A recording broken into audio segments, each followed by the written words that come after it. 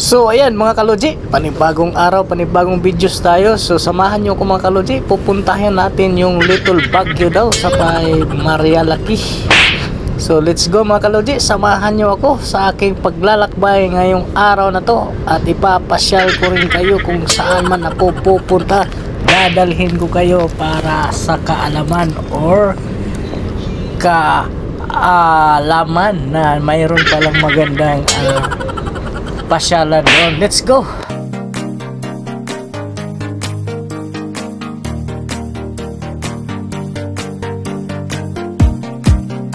Subscribe my YouTube channel, Logi Mix TV Vlog. So ayan nga mga kaloji, at babaktasin na natin yung kahabaan ng EDSA. So magagaling tayo ng Quezon City. So ang gagawin natin ay mag-i-EDSA tayo. At first time pong mag long ride ang ating Aerox 155 version 2. So napakaswabe po ang takbo or napakasarap. So bali dito na tayo dumaan sa may Krami, kaliwa o ano ba, Sirano. So dahil mayroon po tayong isang kumpare na kasabay natin papunta sa ating pupuntahan.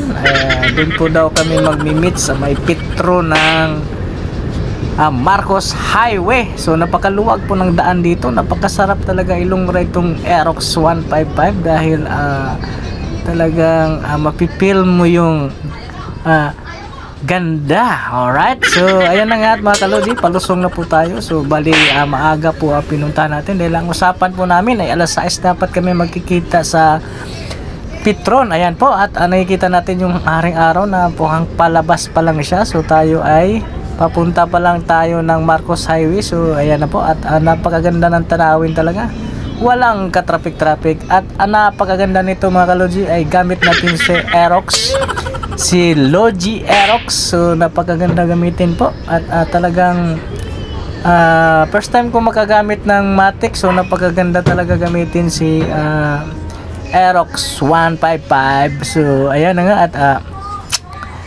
napakaganda ang tanawin. So ayan mga kaloji, at habang naka-stop tayo ay pinagmasdan muna natin yung pagsikat ng araw. Alright, so bago pa lang lahat, shout out dyan sa ating mga viewers, sa ating mga followers, subscriber, mga bago pa dyan, huwag kalimutang i-subscribe at i-follow si Logi Mix TV Vlog. So ayan na nga mga kaloji, at papunta na po tayo, patawid na po. Ito na po yung pinaka-shortcut na ang tagos po nito ay Marcos Highway na, at ito po yung matanaw natin dyan sa unahan ay SM Marikina. So napaka-swabe talaga ni Aerox, talagang swak na swak pang long ride. Ayan, mga lovers Aerox dyan, huwag kalimutang subscribe, follow si Logi Mix TV Vlog para sama-sama tayo mag-adventure, magra-ride. So ayun na nga mga kaloji, napakasarap talaga ibangking ni Aerox dahil malaki yung gulong at malakas. Yan, saktong-sakto lang talaga, talagang hindi ka mapapahiya sa mga rides na yan. So ito na nga mga kaloji, at nagkita na kami ng aking kumparing guwapo, si Pare Rinan Gamutan. Shout out sa iyo pare. Napakabago rin yung ano niya, bagong galing sa kasa pa yung motor niya ng ating kumpare. So bale Yamaha din siya, Sniper 155. So napakaganda ng motor niya mga kaloji. Tingnan nyo naman yung kulay, tingkad yung kulay, grabe. So ayan na nga, at nagpahinga muna kami saglit. Napakaganda talaga, minasdan ko yung motor niya. So bali sariwang-sariwa din, kaya gustong-gusto din niya sumama. Ayan, at syempre hindi naman mawala talaga yung papurihan pag nakikita natin maganda yung mga bagay na natin nakikita. So maganda talaga yung Sniper 155. Kita nyo naman, slim na slim, pang underborn talaga, panglaban sa sa Suzuki Rider. Yan, at bali sabi ko sa kanya, imuhi ka muna pare, at baka maihi tayo sa kalsada, malayo pa. Okay lang daw. So ayan mga kaloji, at grabe yung ano namin kasi tagal na rin namin hindi nakapag-ride. So mayroon sana rin kaming kasama ang iba, kaso nga lang mayroon silang mga obligasyon daw sa araw na to. So kaya kami na lang muna ng aking kumpare. So dalawa lang kami. So ayan, binabaktas po namin ang kahabaan ng Marcos. Napaka-traffic. At alam nyo ba mga kalodji kung bakit sobrang traffic dito? Mayroon pong motor na disgrasya, kumbaga binangga na yung barrier sa gitna. Ayun, natanggal yung ulo ng ng motor. Ayun, grabe. Siguro hindi natin alam o lasing or kasi grabe yung natanggal yung ulo. Hindi ko alam yung rider kung anong nangyari sa kanya, pero yung motor ng ulo natanggal. Kasi hollow blocks o concrete barrier ba naman yung babanggain mo. So ayan na nga mga kalodji, paakit na po tayo ng Tanay o Antipolo, papunta daw ng ng Marialaki. So siyempre first time pa po natin, so kaya kailangan nating magtanong at gamitin natin si Mang Tanong para hindi po tayo mawala mga kalodji. So napaka-swabe talaga ang takbo ng ating Aerox kahit paakyat, paahon. So ang napakaano lang sa mga matik pag paahon kasi wala siyang engine brake, wala siya, hindi katulad sa may Decadina na pa nagbawas ka ng nag-engine brake siya. So ito mga nasa kanan mga kalodji, puro mga Suzuki rider to. Ayan yung mga Suzuki na mga malaking tangke. Suzuki, ayan.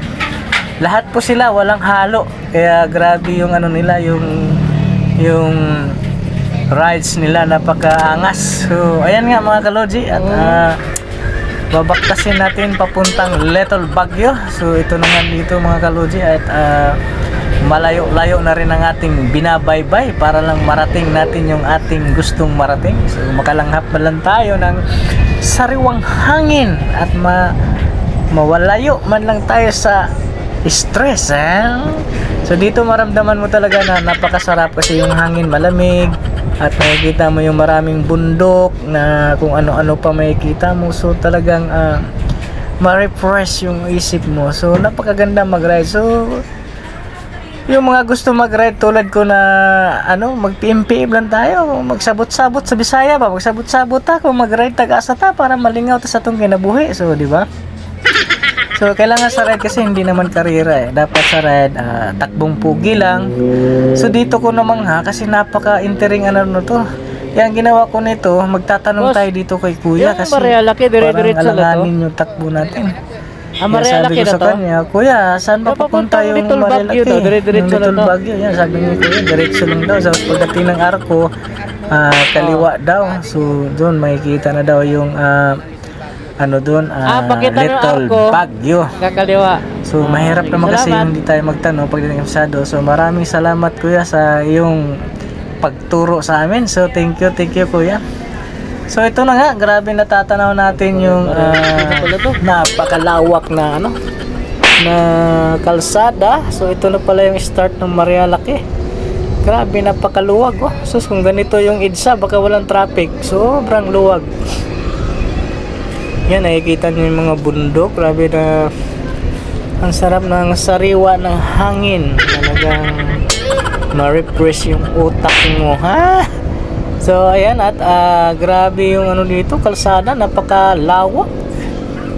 Grabe. So dapat mag-iingat pa rin tayo.